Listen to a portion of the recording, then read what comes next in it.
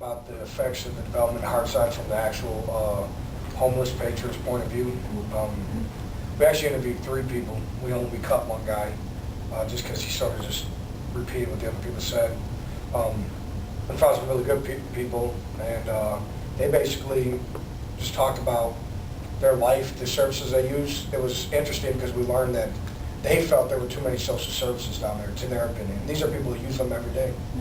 The second part essentially kind of looked more at the business perspective of it, both the small, kind of 1, 2, 3 person businesses, Vertigo Records or Commute Bike Shop or whatever, up to like Rockwell's and Republic, kind of the newer like fancy bars that are kind of becoming the trend there, as well as some of the developers, specifically Sam Cummings, who's kind of been one of the key developers of the whole like arena district over the last 15 or 20 years. And this third piece is going to be sort of describing, this is from an upper level social services perspective.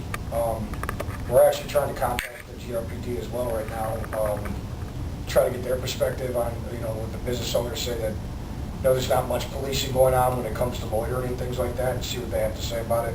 Been unsuccessful so far, but it's just been a day. Sort of different angles coming into this story. Yeah, how would... Well, I think that's what we wanted to put out here, and I think anybody who's collaborating when it comes to writing should do what we ended up doing, is writing 2 separate pieces and then sitting down and putting them together. At first, I had the idea that we could do it, like we could just write it, but you could really tell who wrote what. And so we learned that the best way we found it was to, what do you think and what am I thinking, we'll put together.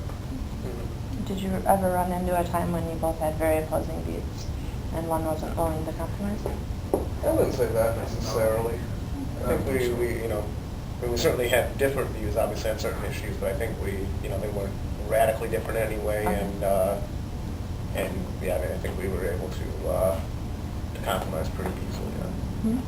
What were your 2 different views? Certainly, when I look at like the idea of gentrification, urban development, whatever it's being called these days. I mean, my political viewpoint is that the negative aspect of gentrification doesn't get addressed enough. That it's just always cheerleading for new business, and this new income level that will be coming in, and I just feel like the negative aspect of so who's been there and how are they being affected by it doesn't get covered much, and that was, I think, the main part that I was looking at. Like we were talking about, we found in the story, which sort of changed my view, is that it's not just the patrons down there that are at risk of being pushed out, it's the small business owners who are right on edge right now, like, what are we doing? And we addressed Sam with it, and I think he because now we have some rebuttal coming from the social services, maybe more coming, we don't know. It allows us to keep on with the series and fit them in, Step back and say, What was that one example that, I can't remember the name, Lady Barb? Was it Barb? Oh, yeah. Do you want to explain that one? Yeah, That one was kind of funny. When we were interviewing the manager at Rockwell's, she said something like, we asked her, what her personal take on the homeless in that area were, and she said something to the effect of, I hope that the shelters are gone because that will mean that homelessness has been gotten rid of, or something like that. I think that she realized that she spoke wrong right away, but that was her actual quote. So I put that in there, and Denise kind of thought maybe we should probably at least try and clarify what she actually meant by that.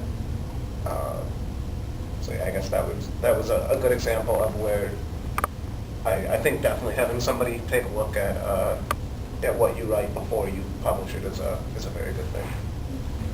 Yeah, which, to insert my 2 cents, I think as reporters, it's really important that we represent what people mean. Like, it's, we're all going to stumble on our words sometimes when we say things incorrectly, but if you understand that intention, then it's your responsibility as a reporter to communicate it. Otherwise, you could just be like Fox News, taking things out of context, right? Or maybe I shouldn't have said that on camera. But, yeah, there we go. How about you?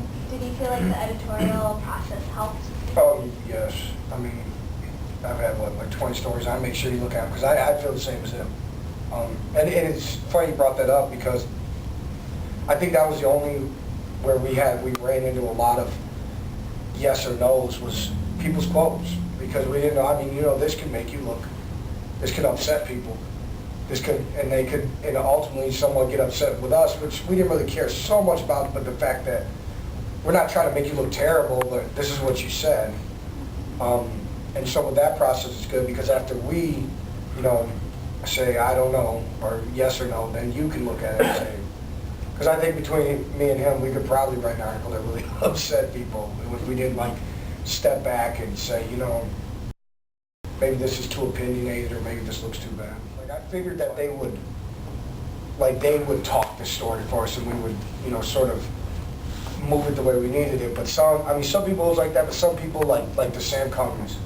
Like, as soon as we walked in there, apparently we gave him the last straw on his back and really upset him. So it was very awkward at first. And then I didn't have any backup questions. He didn't. Thank God I asked about the demographics of people coming back, and he lit up, and that actually made the interview well. But for the interviews where you need that backup question, that would probably be more structured. We did do an outline. That was very helpful. Yeah. That was, getting together before we even started writing and saying, and agreeing, this is how it's going to go, pretty much sentence by sentence. Not what it's going to say, but, this paragraph's going to deal with this and that. That way I sort of knew what he was probably writing about, and he knew what I was writing about. Yeah. Because that was the only difficult thing, is that, I can't see what's unpublished on his side. You can't see what's on mine. Right. So sometimes it's hard.